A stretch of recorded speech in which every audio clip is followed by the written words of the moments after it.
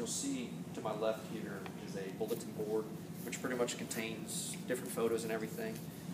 I just kind of want to clear up one thing about this, and this hasn't changed our point of view as far as that, in this particular case, we don't suspect foul play whatsoever. If you recall, back on May 28, 2013, at about 2:15 p.m., our missing person here, who's Navy Chief Kevin Williams, he was involved in an argument at the Avenues Mall with his wife. And he left the Avenues Mall, walked across the street to the Kangaroo where he made a purchase, then he took a cab. Previously, we had stated that it was a separate day that he was seen over at an apartment complex, which was on 4295 Sunbeam Road. We actually since learned that it actually took place at this.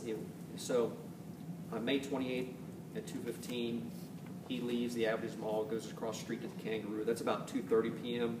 And then between the hours of 2:45 and 3 p.m. that same day is when the cab took him from the Kangaroo near the Avenues and brought him over to 4295 Sunbeam Road. At the time, it was known as Tivoli Apartments. It has now been renamed as Avesta Sunbeam Apartments. We're just asking for the community's help in this case. This individual is still missing.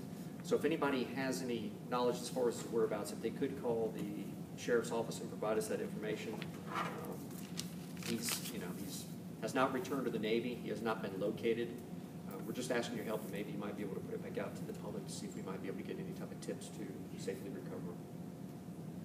So no new developments other than the geographical and date timeline change. Yes, and the fact that he is still missing, and he still has a very concerned family that wants him to return home, and he has not returned to the Navy. I mean, I'm kind of surprised y'all would bring this up. That just tells me how crucial a slight change in the timeline to figuring this case out. Well, I don't know if that's going to make a significant difference in the investigation that we have now. It could possibly, in the fact that you have somebody may have seen something that same day, where initially I believe we put out to the media as well as the public that it took place the next day. So I just wanted to kind of clear that up. If anybody saw something on that same day, something that that they've seen him over at that apartment complex or any time after that, we'd like to know. Do they know why he was at that apartment complex? No, we do not. Do we know where he kind of does he have? So I guess I'll answer that question.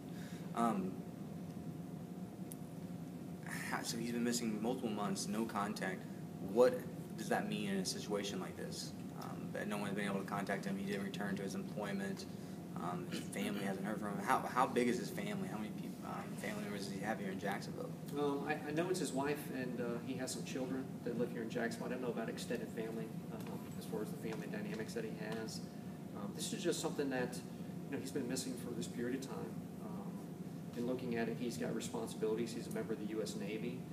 He's got family. He's got children, and he's just been missing for an extended period of time. But throughout the course of our investigation, there hasn't been anything to lead us that he's met with any type of foul play whatsoever. We're just making another plea for this case and put the information back out.